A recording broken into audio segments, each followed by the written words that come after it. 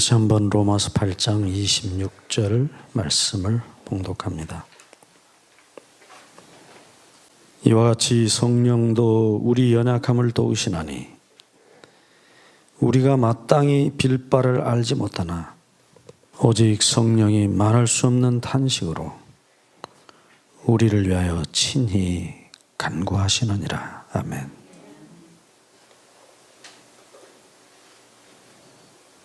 네, 지난 시간에 저희가 영이란 단어가 어떻게 쓰였는지 살펴보다가 마쳤습니다. 계속 하겠습니다.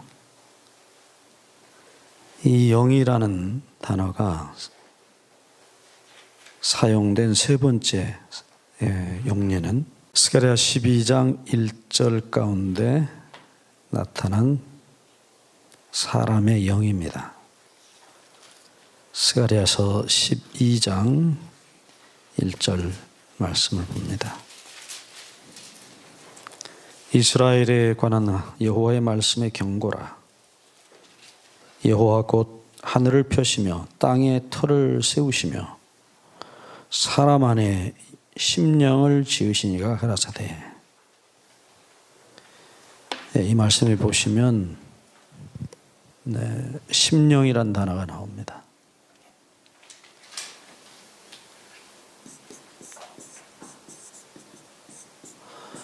이 심령이라고 하는 말이 그죠? 우리 성경에 자주 등장하는데 여기 심령이라고 하는 말은 그냥 영이에요. 히브리어 루아흐란 단어입니다.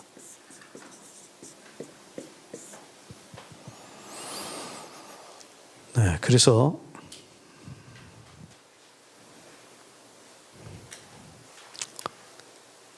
하나님께서 천지를 지으실 때에 사람 안에, 안이라는 단어는 이제 히브리 말이 케레브란 단어인데, 안이라고 한 말은 사람의 해부학적으로 말하면 내장 전체를 가리켜요. 케레브. 하여튼 속에 들어있는 모든 것을 가리키는 단어인데, 이 사람의 어느 장기인지는 우리가 짐작할 수 있겠지만은 그 내장 어느 부위인가 하나님께서 영을 빚어 넣었다. 여기 이제 지으신이라는 단어가 일반적으로 만들다는 히브리 동사 중에 야짜르라는 단어예요. 야짜르. 이 단어의 뜻은 아시는 대로 이제 그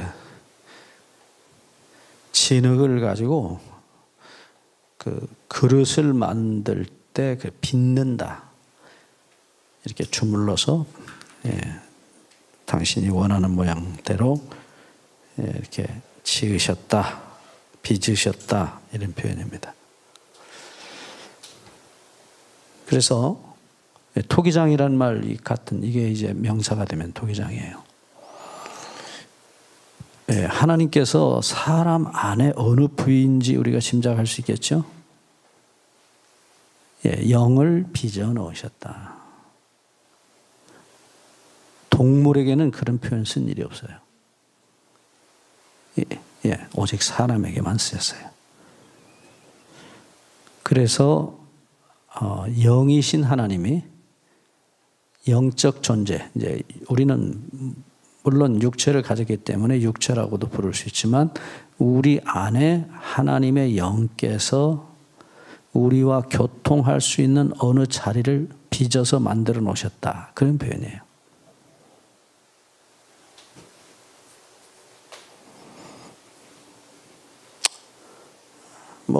저는 개인적으로 이게 머릿속에 빚어 놓으셨다고 생각을 합니다. 그러니까 인간의 두뇌와 동물의 두뇌가 무게가 다르다, 용량이 다르다, 그 정도가 아니에요. 영이신 하나님과 우리가 인격적인 교제를 할 수 있는 자리를 마련해 두셨다는 거예요. 그래서 우리 사람을 영적 존재다. 그렇게 부릅니다. 그러니까 사람을 부를 때 육체라고 부르기도 하고 생명이라고도 부르기도 하고 영이라고 부르기도 합니다. 어떤 쪽에서 사람을 표현했느냐에 따라서 말이 달라지는 것뿐이에요. 우리가 이 살 붙은 히브리 말은 바사르라고 그러는데 고기 덩어리죠. 또 숨 쉬는 존재, 생명, 목숨, 정확하게는 목숨이죠. 네페쉬, 숨 쉬는 존재. 또 영이신 하나님과 영적인 교제. 그러니까 좀 더 구체적으로 말씀드리면 숨이신 하나님이 우리와 더불어 숨을 공유하시는 자리가 있다는 거예요. 그걸 하나님께서 빚어 넣으셨다는 것이에요. 네.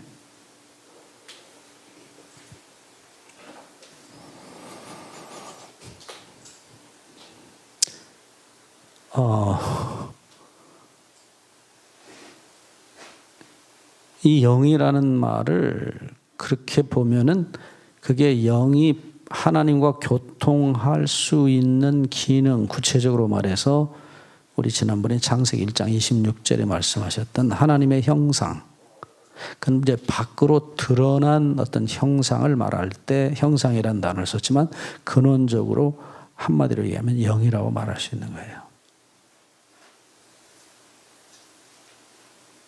그래서 사랑의 본능적 사랑의 율법, 신앙 본능, 절대 자유의지, 그것이 영 안에 있다고 보시면 맞아요. 네, 그런 기능을 가지고 우리가 그와 똑같이 우리하고 같이 100% 같지는 않겠지만 하나님의 형상대로 지어진 우리가 하나님과 더불어 교통을 할 수 있다라는 사실입니다. 그 교통을 하시는 일에 그 소위 매체랄까요? 그분이 누구냐? 고린도후서 13장 13절에 성령이라고 말씀하십니다. 성령의 교통하심이라는 말이 나오죠. 성령께서 인간의 영과 하나님과의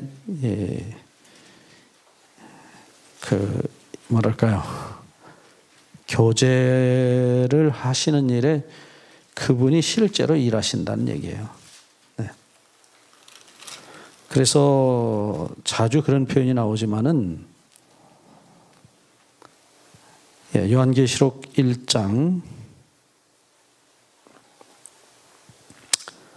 10절을 보시면 주의 날에 내가 성령에 감동하여 라는 말씀이 우리말에 기록되어 있죠. 성령에 감동하여.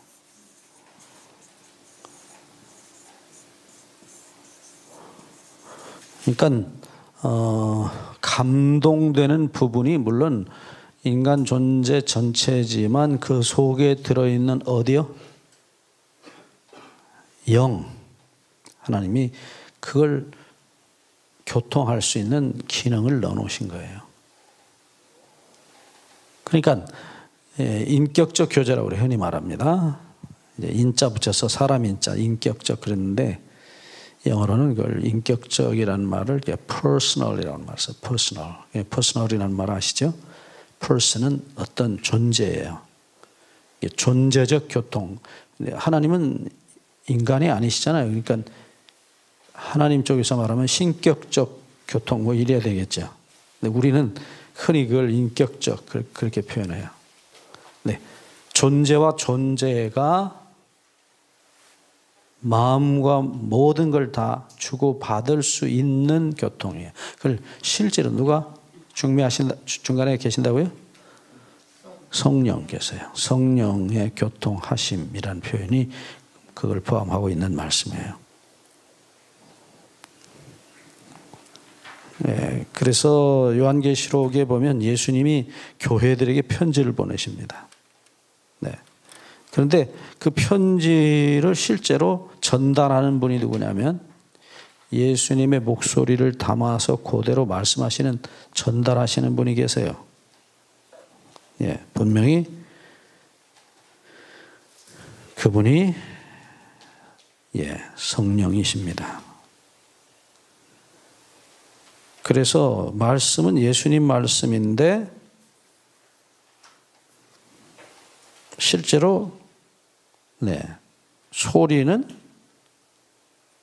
성령님이 소리를 하시는 거예요.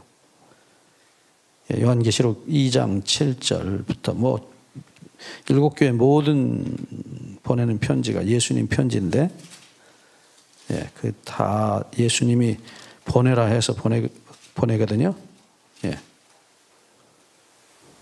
분명히 보내라 그러셨어요. 편지를 써서 보내라. 요한계시록 1장 11절에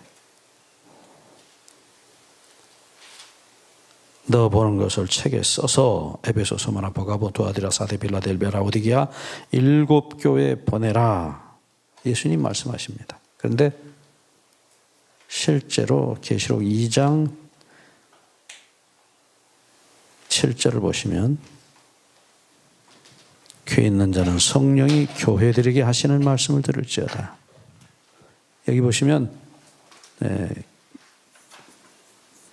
계시록 1장 10절에 예수님이 말씀하시는데 전달은 2장 7절에 성령이 교회들에게 하시는 말씀을 들을지어다. 그러니까 이 교통하게 하는 기능을, 하나님과 교통하게 하는 기능, 성령이 우리 안에 오셔서 말씀하실 때 그걸 알아듣고 대답할 수 있는 전인적인 기능을 영이라 그래요. 그러니까 여러분 영입니까? 이제 대답 잘 하셔야 돼요. 여러분 육체입니까? 맞아요. 고깃덩어리. 앞에서 볼 때는 고깃덩어리인데 뒤에서 보면 영이, 옆에서 보면 목숨이에요. 네페시, 푸시케, 헬라로. 근데 그런 그 말씀들을 이렇게 종합적으로 해놓은 부분이 있어요. 그래서 몸과 영과 혼이 이런 표현이 있어요. 따로따로 어디 몸의 한쪽은 육체고 그 속에 또 영이 들었고 그 다음에 그런 개념 아니에요. 그 세 가지를 바울은 그대로 썼어요. 히브리 말에서 가져온 그대로 썼습니다. 그래서 이제 그 소위 말하면 영적으로도 신앙적으로도 또 건강 육체적으로도 그런 표현들이에요. 다 그걸 헬라식 그 소위 삼분법이라고 그래요. 지금 우리 이거 다룰 시간 아니지만 인간을 쪼개요. 밖에 몸이 있고 속에 영이 있고 그 속에 혼이 있다. 이런 식의. 죄송합니다. 그건 헬라 사람들이, 하나님 모르는 사람들이 썼던 얘기인데 바울은 유대인이에요. 구약성경 아주 정통한 학자입니다. 그래서 구약성경 말을 그대로 갖다가 인용을 했어요. 그래서 이 원어를 깊이 연구한 학자들은 거의 저 같은 생각을 가지고 계시더라고요. 그러니까 어느 쪽에서 보고, 그러니까 요한 3서 2절에 요한이 뭐라고 그랬어요? 내 영혼이 잘된 같이 내가 범사에 잘되고, 그 다음에 강건하기를 원하노라. 이 다 어느 쪽에서든지 강건하고 형통하기를 바란다. 영적으로나 건강으로나 또 사는 삶에 있어서 그런 표현이에요. 근데 그걸 아주 그냥 전체적인 성경의 흐름을 보지 않으시고 자꾸 이걸 쪼개서 삼분법이라고 세 가지로 사람을 나누는 거예요. 몸, 영, 혼. 그 말들이요. 굳이 나왔으니까 조금 얘기 드리고 하죠.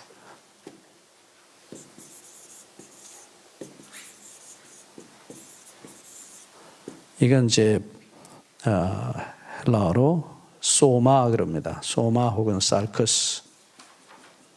같은 말인데 sarcas는 이 살을 강조하고 소마는 전체, body, 영어로 말하면 이건 sarcas는 flesh라고 할 수 있고요. 반드시 그런 건 아닙니다. 근데 주로 그렇게 쓰였다는 얘기죠. 소마는 body예요. 몸 전체, 뼈다귀가 있는. 네, 호는 이제 푸시케라는 단어를 써요. 이 푸시케는 구약에 가면 네페시예요. 말씀드렸죠.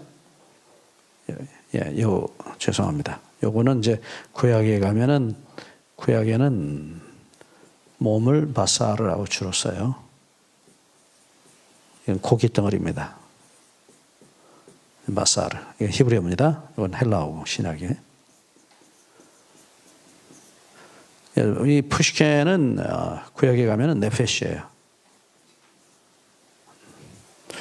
창세기 2장 7절 사람이 산 목숨이 되니라. 자, 공부했습니다. 기억은 나시죠? 뭐예요?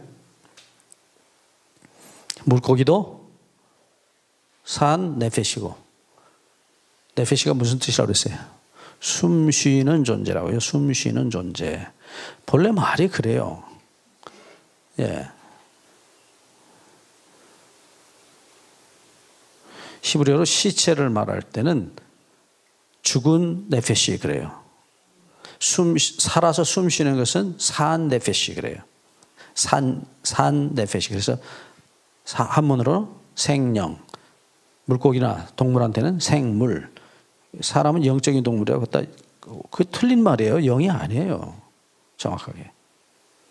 물이죠. 물. 굳이 붙이자면 생물. 사람도 살아서 숨쉬고 물고기도 물 마시고 살아서 숨쉬고 이 땅에 기는 곤충, 동물 다 공기 마시고 우리 사람처럼 살아서 숨쉬는 존재. 똑같아요. 단어. 하얀의 페시라는 히브리 말이.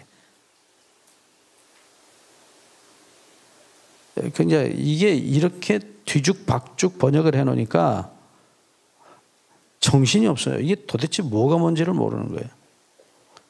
자, 이 푸시케는 본래 말이 뭐라고요? 목숨. 그래서 신약 성경에는 생명이라는 말로 많이 번역이 됐어요. 근데 사실은 생명도 정확한 말 아닙니다. 뭐라고 말해야 돼요? 목숨이 정확한 말이에요. 그래서 이 생명이 있어서 움직이는 모든 그 활동도 이 네페시, 푸시케란 말로 써요. 네페시도 마찬가지예요. 그 본래 뜻이 뭐냐? 어제도 얘기했지만 노아의 방주가 아니고 노아의 상자 그렇게 읽으라고요.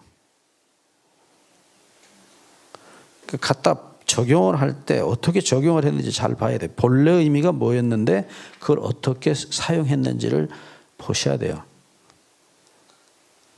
근데 무조건 번역해놓고 그냥 이 혼 그러니까 사람의 혼 어디 혼이 있다고 생각해요. 전혀 아니에요. 그런 말이 본래 말이. 영은 헬라 말로 푸뉴마 그래요. 이건 뭐예요? 본래 어제 우리 계속 공부했죠. 본래 말이 뭐예요? 숨이요. 숨. 바람, 숨. 히브리어로는 구약에는 네페시. 죄송합니다. 루아흐. 이거 바람, 숨. 예. 다 같아요.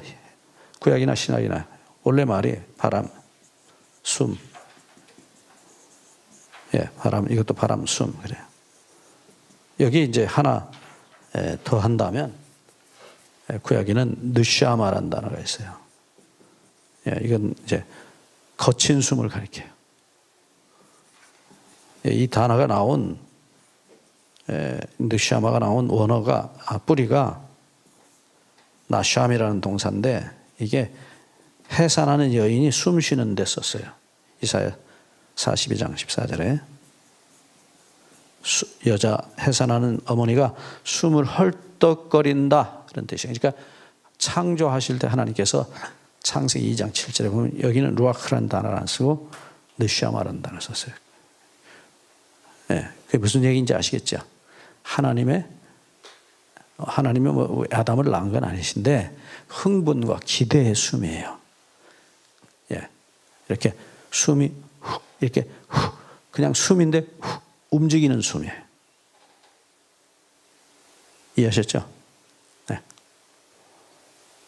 숨이에요. 바람이란 말이에요. 다 같은. 근데 그거 사용할 때 상황에 따라서 좀 더 생생하게 표현한다고 그런 단어들을 썼을 뿐이에요. 이게 같은 말이에요, 다. 자, 보시죠. 이렇게 몸과 혼과 영이라는 말을 이 본래 뜻을 가지고 어디다 어떻게 썼느냐에 따라서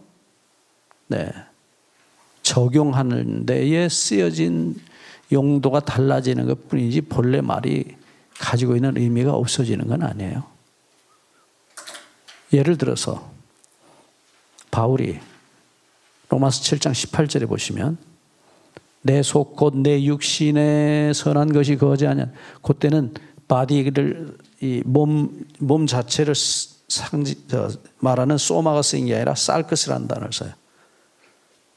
내 살크스, 내 육신에 선한 것이 거지 않냐. 그게 무슨 소리예요? 이 육체에 있는 유전자 속에 선한 것이 없다는 거예요.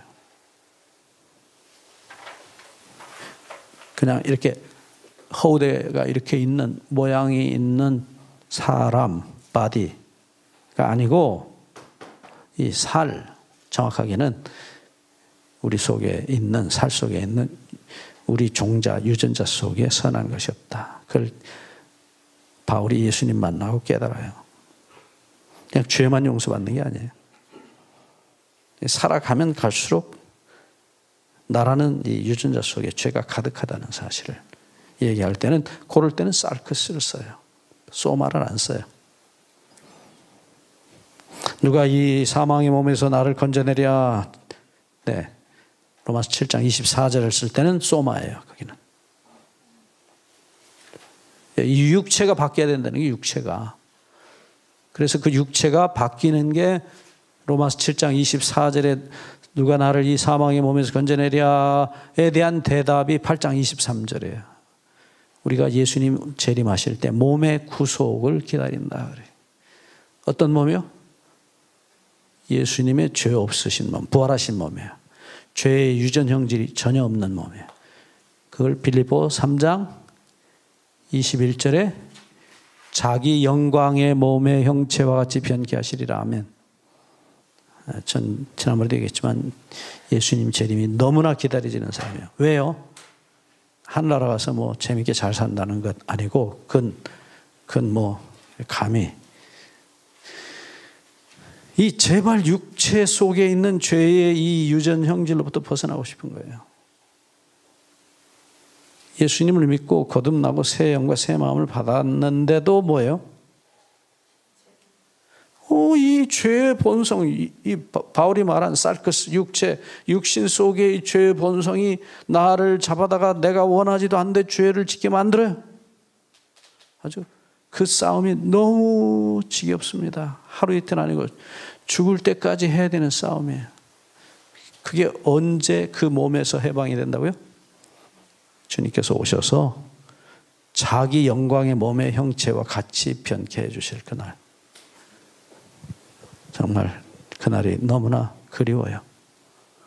이게 로마서 7장 24절에서 시작된 질문이 8장 23절에 끝이 납니다. 그게 구체적으로 빌립보 3장 21절에서 자기 영광의 몸의 형체와 같이 변케 하시리라. 나 같은 인간이, 나 같은 죄인이 하늘에 간다는 것 자체가요, 감당할 수 없는 은혜예요. 죄 용서받고 죄로부터 해방되는 것이 세상에 그보다 더 큰 은혜가 어디 있겠어요? 저는 데리고 가신다면 기어 들어갈 것 같아요. 아니, 죄로부터 해방시켜 주신 것만 해도 너무 감사하고 감당할 수 없는 은혜인데 하늘까지 주신다고? 여러분, 좀 염치를 좀 차려보세요. 염치를 좀. 예? 어떻게 그렇게 욕심들이 많으셔요? 하여튼 예수 믿는 사람들 같이 이기적인 욕심 많은 사람들 없어요. 죄 용서해 주신 것만 해도 하늘만큼 감사한 일인데 하늘 나가서 재밌게 잘 살겠다는 게요. 어떻게 그렇게 염치가 좋습니까, 여러분들? 저는 이 세상에서 살다 죽어도 아무 여한이 없어요. 저 같은 것을 불쌍히 여기시고 용서하시고 내 대신 돌아가신 그 사랑으로만 해도 내일 죽어도, 아니 지금 죽어도 여한이 없어요. 그런 사랑을 맛보고 죄인으로 났다가 죽을 수 있다는 게 얼마나 큰 은혜요, 행운입니까? 제가 우리 아들에게도 한 말이 있어요. 혹시 비석을, 아빠 죽은 다음에 비석을 세우려면 다른 말 다 빼고 뭐 했다, 선교사 했다, 그거 싹 빼고 죄인의 자식으로 났다가 정말 천운으로 하나님의 은혜로 용서받고 죽었다. 그 소리 한마디만 써주라.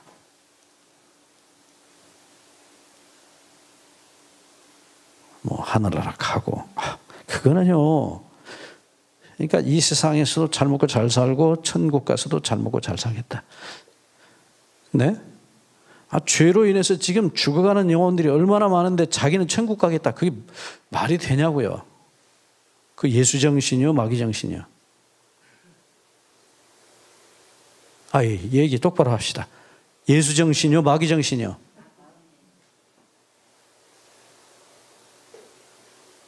예수님은 천국을 버리고 우리 대신 십자가라는 사망의 지옥에 가셨는데 우리는 올려보내시고, 예수쟁이들은, 예수 따라간다는 예수의 제자들은 예수님이 버리신 하늘나라, 예수님이 지옥에 가시든 말든 우리는 그 은혜로, 또 그러죠, 은혜로. 그래서 우리 천당 가서 영원히 잘 먹고 잘 살겠다. 그게 어떻게 그렇게,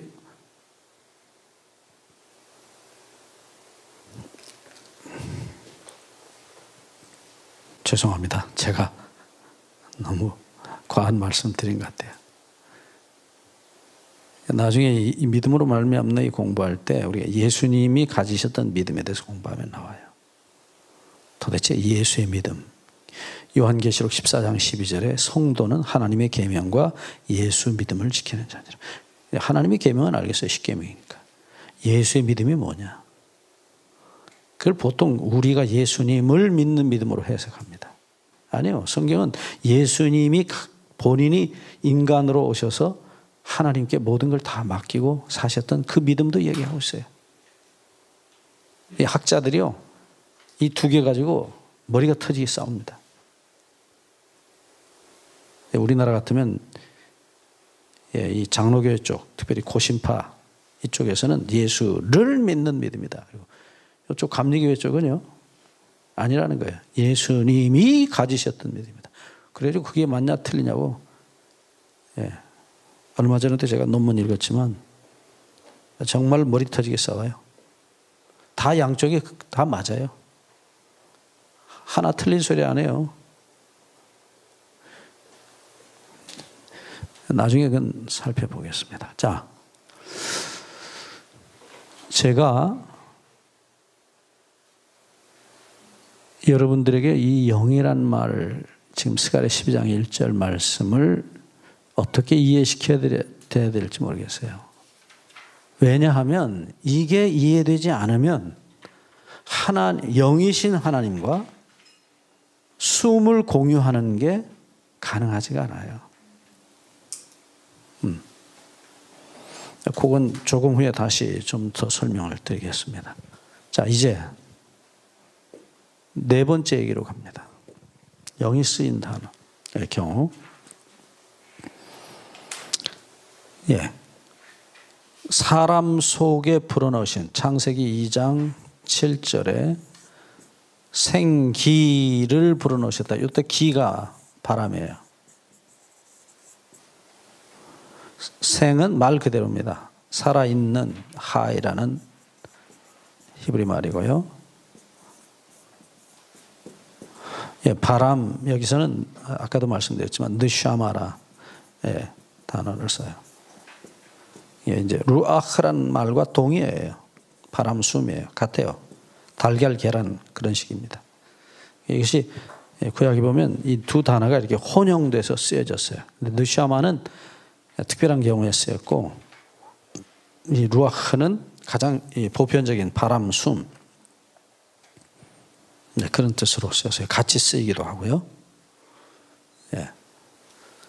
생명의 기식을 호흡하는 것들이 다 죽었다. 노아홍수 때 그럴 때 이 두 단어가 같이 쓰여요. 그 자세하게 뭐 여러분이 아실 필요 없으니까. 어쨌든 예, 하나님께서 사람을 창조하실 때 숨을 불어넣으신 게 분명해요. 그렇죠? 예, 이 말씀이 전도서 3장 19절에 가시면 예, 동물과 인간의 공통점을 솔로몬 왕이 얘기합니다. 다 재료가 똑같다는 것입니다. 전도서 3장 19절을 보시죠.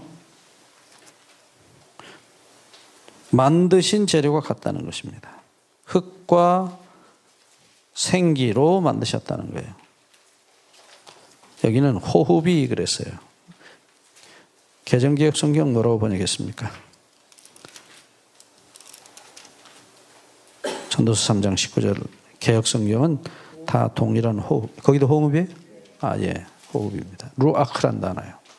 그러니까 동물이나 인간이나 똑같은 흙과 생기, 호흡 같은 말이죠. 이때 이 생기라는 말, 이 호흡이라는 말이 루아흐예요. 그러니까 숨이에요, 숨. 다 동일한 숨으로 지으셨다. 네. 어떤 분들은 인간은 하나님이 직접 숨을 불어넣으시고 동물은 그냥 말씀으로 지으셨다. 여러분 착각하지 마세요. 어제도 말씀드렸죠. 말할 때 뭐가 나와요? 숨이 나온다고요. 그러니까 제가 이거 그냥 만들어서 그냥 드리는 얘기 아니고 예수님이 직접 하신 말씀이에요. 이따 또 보겠지만 요한복음 6장 63절에 예수님께서 분명히 말씀하시기를 내가 너에게 이른 말이 영이요 생명이라 그래요. 예? 여러분 거기 영이라는 말이 푸뉴마예요? 숨이라고요? 숨이라고 번역됐어요? 예. 그러니까 말씀으로 창조하셨다는 말은 이 말씀대로 하면 뭐예요? 내가 너에게는 말이 뭐라고요? 영이라고요? 숨이라고요? 그러면 동물도 뭐로 만드신 게 분명해요. 말씀으로 창조하신 것이면 라는 말은 숨으로, 영으로 창조하신 거예요. 숨으로 창조하신 거예요. 생명의 숨으로 창조하신 거예요. 근데 어떤 사람들은 동물하고 인간이 다르다는 거예요. 뭐가 다르냐? 인간은 숨으로 하나님 숨 불어넣고 동물은 말씀으로 창조하셨다. 근데 분명히 이 전도서 3장 19절에는 다 동일한 호흡이 있어서 그랬어요. 호흡으로 창조하신 거 맞죠? 아니면 지금 말씀하세요. 이제 가야 될 길이 또 있으니까.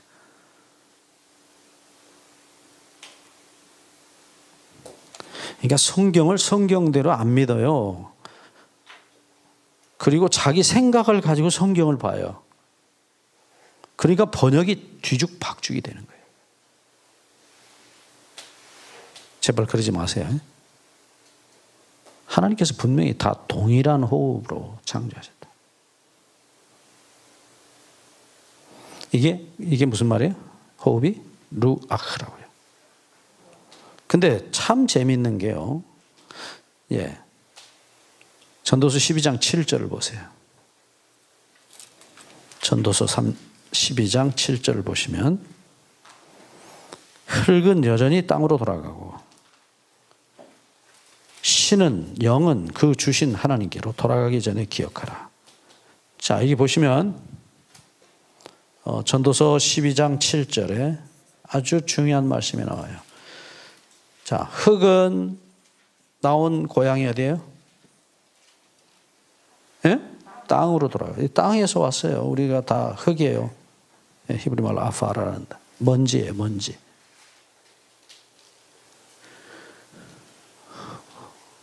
그래서 사람이 흙으로 갑니까? 예, 100년쯤 지나면 흙이 돼 있어요. 예. 그게 땅이 좋을 때 그렇고요. 안 좋으면 잘 이게 변해요. 그래서 고조부묘, 현조부묘, 현조라면 이제 5대 할아버지를 현조라 그래요. 예, 그렇게 현조 할아버지 묘를 이장할 때 보면 없어요.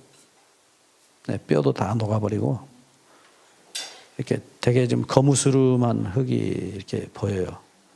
그게 이제 사람 흙이 된 모습이에요. 근데 여러분들 죄송합니다 이런 얘기해서 우리 몸이요 아주 깡마른 노인들도 60%는 물이래요. 물이 제일 많은 존재가 아이예요. 아이. 걔들은 물덩어리야. 70%가 물이래요. 근데 어쨌든 이제 그렇게 해서 흙이 되고 나중에는 흙하고 같이 섞여서 그냥 일반 흙이 되는 거예요. 그래서 참 안 할 소리를 합니다만 우리가 조상들을 갈아서 농사지어서 잡수는 거예요. 옛날에 어디다 묻겠어요? 땅에다 다 묻었어요.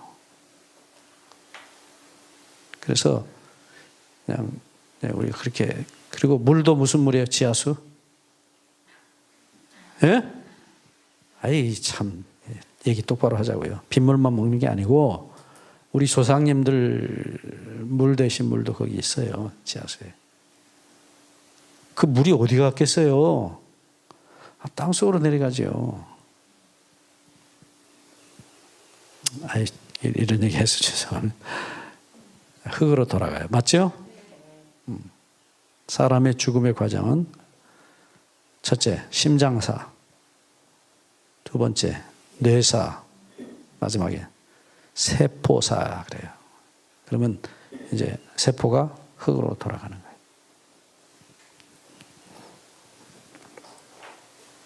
흙은 여전히 땅으로 돌아가고 그 다음에 두 번째요. 신. 옛날에는 귀신 신자 썼고 이번에는 신령영자 썼어요. 개정개혁 성경 영이라고 되어 있어요. 맞습니까? 영은 그 다음 말씀 잘 주목하셔야 돼요. 성경 똑바로 보시죠. 영은 그 주신 하나님께로 돌아간다. 여러분 여기 참 너무나 감사하게 성경은 분명히 지적하셨어요. 영이 그 주신 하나님께로 돌아간다. 근데 여기 영이라고 하는 단어가 말씀드렸지만 같은 책 전도서 3장 7절에 전도서 3장 19절에 호흡이라고 썼던 그 똑같은 단어예요. 번역을 영이라고 번역하는 거예요. 루아크라는 단어예요. 거기 적어 놓으세요. 네. 그러니까 성경 똑바로 보시면 분명합니다. 하나님께서 분명히 사람에게 뭘 불어넣으셨다? 숨을 불어넣으셨다. 또 동물도 말씀하시면서 숨을 불어넣었다. 똑같은 재료로 창조됐는데 돌아갈 때 분리가 되는데 본래 재료가 본래 장소로 돌아간다. 흙은 땅으로 돌아가고 하나님께서 주신 숨은 루아크 숨은 아까 전도서 3장 19절에 뭐라고 그랬어요? 분명히 예? 다 동일한 뭐요? 예, 그러니까 다 동일한 뭐라고 그랬어요? 개정개혁 성경 맞아요? 똑같이 돼 있어요? 예, 동일한 호흡 거기 루아크라고 써놓으세요. 똑같아요. 이 전도서에 이 루아크란 단어가 여러 모양으로 쓰였어요. 솔로몬이 다 세상의 쾌락이 바람을 잡는 것과 같다. 그 루아흐예요. 바람이에요, 본래.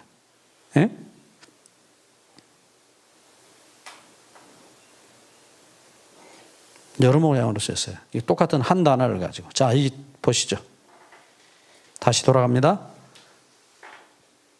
똑똑히 확인하세요. 12장 7절에 분명히 뭐라 그랬어요? 영은, 흙은 여전히 땅으로 돌아가고, 영은, 신은, 그건 귀신이 썼다고요. 귀신 아니에요. 본래 말이 뭐라고요? 루아흐. 주신 게 뭐예요? 아까 3장 19절에 분명히 호흡이라고 했잖아요. 근데 왜 영으로 바뀌었냐고요, 갑자기.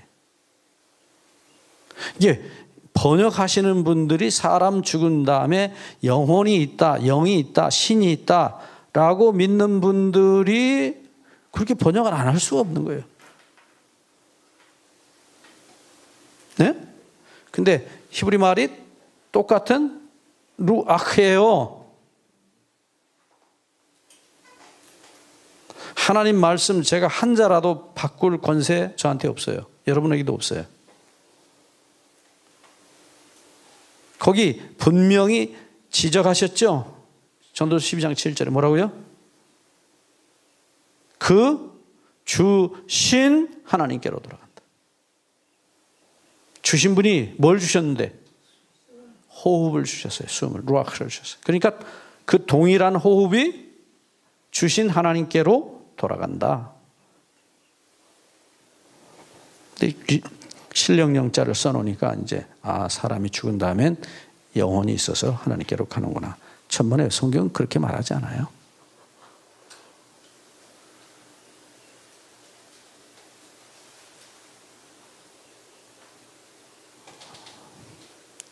자, 뭐 그 얘기하려고 한 건 아니고요. 어쨌든 이 영이라고 번역된 루아흐란 단어가 사용된 예를 보니까 사람에게 불어넣으신 생명의 숨도 루아흐라고 했다는 거예요. 그걸 우리 이 번역이 우리 그런 소위 말하면 죽은 뒤에 영혼이 있다고 믿는 분들이 그런 선입견을 가지고 번역을 해놓으니 이런 혼란이 일어난 것뿐이에요. 어쩝니까? 그렇게 믿으신 분이 그렇게 번역한 걸. 그러니까 거듭이 얘기하지만 또 얘기합니다. 노아의 방주가 아니고 뭐요? 노아의 상자. 그 단어를 본래 그 말이 가지고 있는 것 절대로 함부로 뒤집거나 딴 말로 바꿔 쓰시면 안 돼요.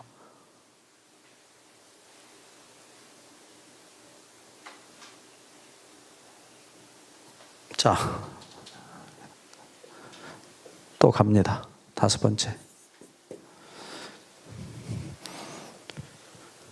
언제든지 좋아요. 제가 성경대로 말하지 않은 거 있으면 언제든지 가져오세요. 괜찮아요. 저도 이 말씀에 제 목숨을 건 사람이에요. 이 말씀 때문에 저는 부모도 버렸고 친구도 버렸고 세상 다 버린 사람이에요. 그냥 예수 적당히 믿으려면 저는 이렇게 안 살아요. 예? 죄송합니다. 제 개인적인 일에서. 제 친구들이 다 판사 검사들이에요.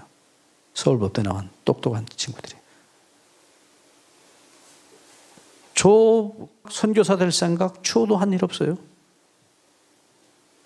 그냥 이 말씀에 천주교의식으로 순명, 하나님의 명령을 순종한다 할 때 그분들은 순종이라고 안 하고 순명 그래요. 그게 정확한 표현이에요. 네. 하나님의 명령에 순명하는 거예요. 죽으라면 죽는 거예요. 그게 뭐 제가 뭐 잘나서 그렇게 신앙한 게 아니고 우리 어머니를 통해서 하나님께서 제 가슴에 십자가를, 저도 몰랐어요. 그게 있는지. 저희 아버지가 예수 계속 믿으면 내가 네 앞에서 청산가리 먹고 죽겠다고 술 잡수고. 왜냐하면 세상을 다 포기했거든요, 제가.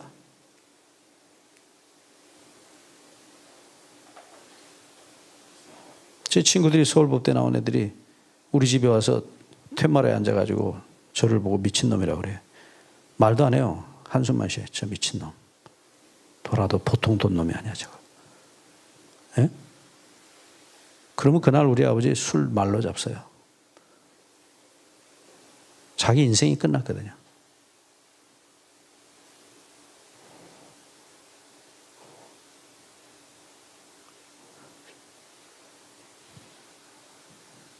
제가 무슨 믿음이 좋아서 그렇게 했어요? 천만에요. 어머니가 새벽기도 다니시면서 제 가슴에, 어머니가 하지 않았죠. 성령께서 어머니를 통해서 제 가슴에 심어놓은 사랑. 제가 그래서 청산가리 앞에 놓고 너 계속 예수 믿겠다면 네 앞에서 죽겠다 하시나 아버지 앞에서 저도 모르게 한 말이 있어요. 맥이 다 빠지더라고요. 맥이. 그게 어떻게 사람이 거기에 대해서 답을 하겠어요. 아무리. 뭔 용기와 믿음이 있어서요. 못해요. 차라리 두들겨 맞고 말죠. 그때 저도 모르게 나온 말이 있어요. 그게 뭐냐? 그건 제가 한 말 아니에요. 아버지, 제가 예수님을 배신하면 머리가 돌아버릴 것 같습니다. 그게 솔직한 제 가장 밑바닥에 있던 그 당시에 제 마음이에요. 그걸 성령께서 저 대신 대답하신 것 뿐이에요. 우리 아버지가 그 충혈된 눈으로 저를 이렇게 보시더라고요. 저놈이 미쳐도 분명히 미쳤구나. 근데 저희 아버지는 한 번 말씀하시고 돌이키는 법이 없는 분이에요. 얼마나 고집이 센지. 우리 조상들이 그런 분들이에요. 우리 족보에 보면 그렇게 고집 센 노인네들이 우리 조상들에 많이 있었어요. 성상가리를 딱 싸시더니 주머니에 넣으셔요. 내가 네 앞에서 어떻게 죽겠냐. 죽어서 돌아오마. 그리고 그날 아침에 저한테 집문서 던지고 어머니는 그날도 맞아서 누워 계시고 트렁크 들고 나가시는 거예요.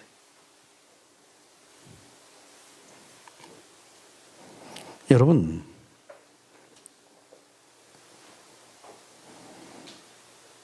제 힘도 아니고 무슨 제가 믿음 좋아서도 아니고 주님께서 내 안에서 하셨던 말씀이야.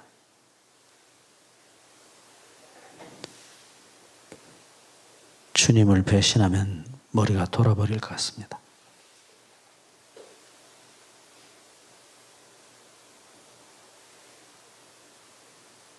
그리고 예수님 따라서 여기까지 왔어요. 참 하나님의 은혜로 어머니 돌아가시는 바로 그날 저희 아버지가 예수님을 영접하시고 그렇게 예수님을 잘 모시고 살라고 하셨어요. 저는 지금도 할렐루야입니다. 지금 죽어도 아무 연이 없어요. 아버지가 예수님을 믿게 된 것 그거 하나만으로 저는 제가 이 세상에 태어나서 가졌던 제일 큰 한을 풀었어요. 하나님이 풀어주셨어요.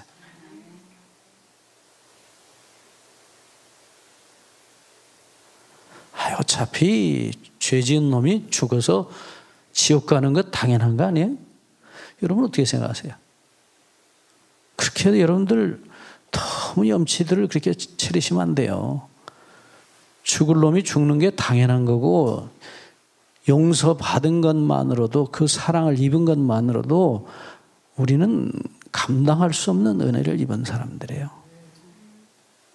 천당 자꾸 죄송합니다. 천당 얘기해서 천당 가는 거 저는 관심 없어요. 그 양반이 저가 없으면 못 살겠다고 당신이 하신 비유 중에 말씀처럼 찾아와서 저를 업고 가시면 따라가는 거죠. 너 없으면 난 못 살겠다 해서 데려다 놓으시면 사는 거지. 무슨 염치로 거기 가서 그렇게 그거는 아니거든요. 은혜로 참 은혜란 말이 기가 막힌 말이에요. 은혜로 데려다 주시면 그 은혜 배신 못해서 살겠죠. 저는 지금도 그래요. 제가 하늘나라 가서 어떻게 주님을 볼까? 저는 고개를 못 들 것 같아요. 영원히 아마 기어다닐 것 같아요. 저는. 근데 제 지금 마음은 그래요.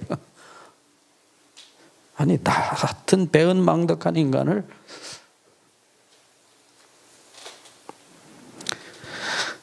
용서해 주신 것만 해도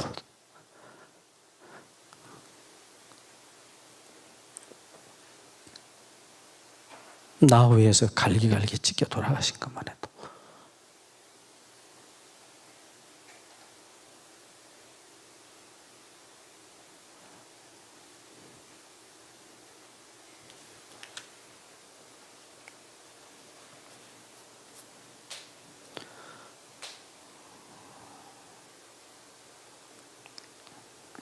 그래서 예수님 제자들 사도들의 별명이 뭐예요? 용서받은 배신자들이에요. 베드로에게 예수님이 3번을 물어보시죠. 네가 이 사람들보다 나를 더 사랑하느냐? 그 왜 물어보셔요? 베드로 대답이 뭐라고 그래요? 주께서 아시나이다. 아니, 아시는 얘기를 왜 3번씩이나 하셔요?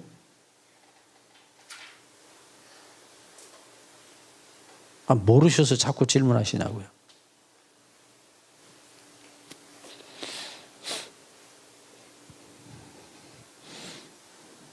성경에 3이라는 숫자는 하나님과 관련된 숫자예요. 물론 베드로가 예수님을 3번 부인했기 때문에 그렇게 베드로의 체면을 제자들 앞에서 살려주시기 위해서. 아니죠. 제자들 다 똑같이 배신하고 도망갔죠. 예? 다른 제자들이 베드로 같은 위치에 있었으면 그 짓 안 했겠어요, 다. 근데 당신의 사랑을 하나님 3분이 한마디씩 돌아가시면서 하신 말씀 같아요. 제 귀엔 그렇게 들려요. 아버지 하나님이 네가 나를 사랑하느냐? 왜요? 예수님 안에 아버지께서 계셨어요. 예수님을 배신한 게 아니라 아버지 하나님을 배신한 게 분명해요.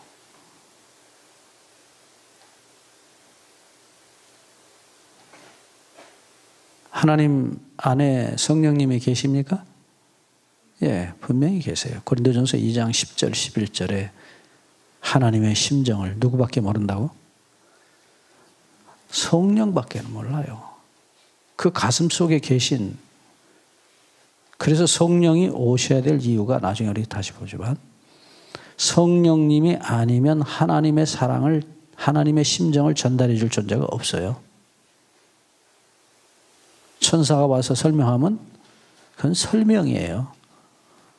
너희 아버지 하나님이 너 사랑하신다더라. 그 정도예요.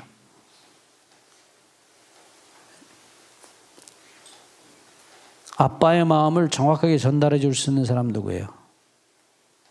같이 자식 난 엄마뿐이 없어요. 회초리로 아들을 때리고 난 다음에 아버지가 잠을 못 자죠. 그 이야기를, 아빠의 아픈 가슴을 똑같이 느끼는 사람은 엄마예요. 같이 자식 낳기 때문에. 그러니까 엄마가 네 아버지가 너 때문에 어젯밤 못 주무셨다. 그 얘기를, 그 심정을 전달해 줄 수 있는 유일한 존재예요. 하나님 우리 아버지의 가슴을 전해줄 수 있는 유일한 존재가 누구예요? 성령이세요.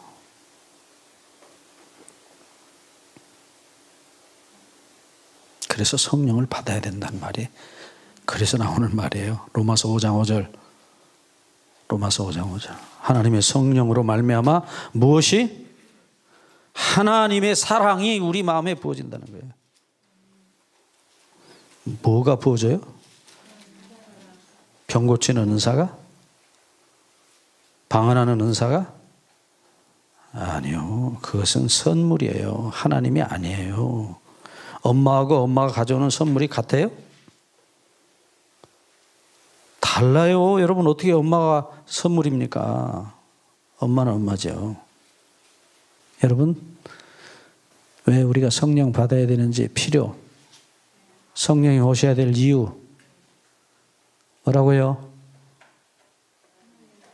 하나님의 사랑.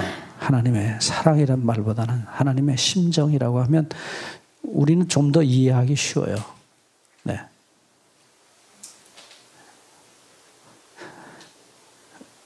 서양 사람들이 이해 못하는 말 중에, 한국 사람 말 가운데 이해 못하는 말 중에 하나가 정이란 말이에요.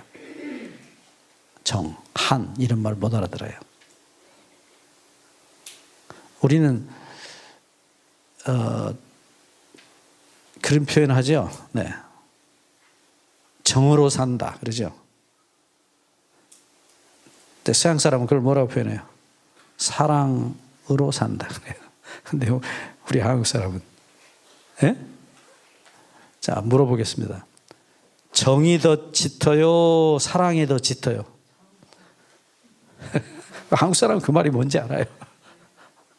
네?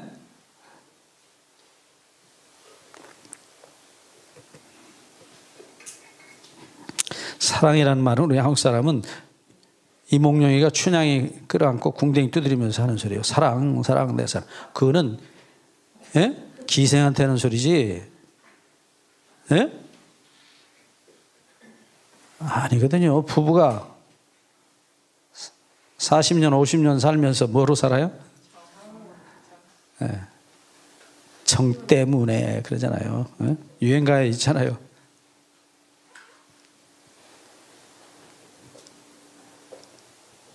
웃는 소리입니다. 내가 네 따라 살겠냐? 에? 그 몹쓸 놈의 정 때문에 내가 너 따라 산다. 하나님의 사랑.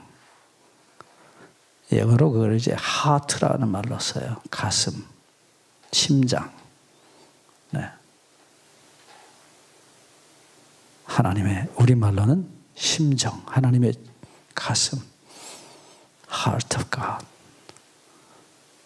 여러분, 그게 느껴지시는 일은 누구를 통해서만요? 성령을 통해서만. 왜요? 그분이 고린도전서 2장 10절, 11절에 어디 계신다고요? 하나님의 속에 계신다. 그분이 예수님과 더불어 세 분이서 우리를 창조하신 아버지들이에요. 그러니까 그분만 알 수 있어요. 그분만이 하나님의 심정을 우리에게 전달해 줄 수 있어요. 그래서 다시 구별하여 바치신 성령 그러시는 거예요. 어디 오신다고요? 우리 속에, 영 속에 들어오신다. 영. 그것을 나중에 이제 보지만 그걸 언약이라 그래요. 언약. 예. 그리고 그렇게 오셔서 우리와 하나가 되시는 그 자리를 성소라고 부르는 거예요. 구별하여 바치시는 자리. 그래서 사람이 하나님의 성소, 성전이 되는 것이에요.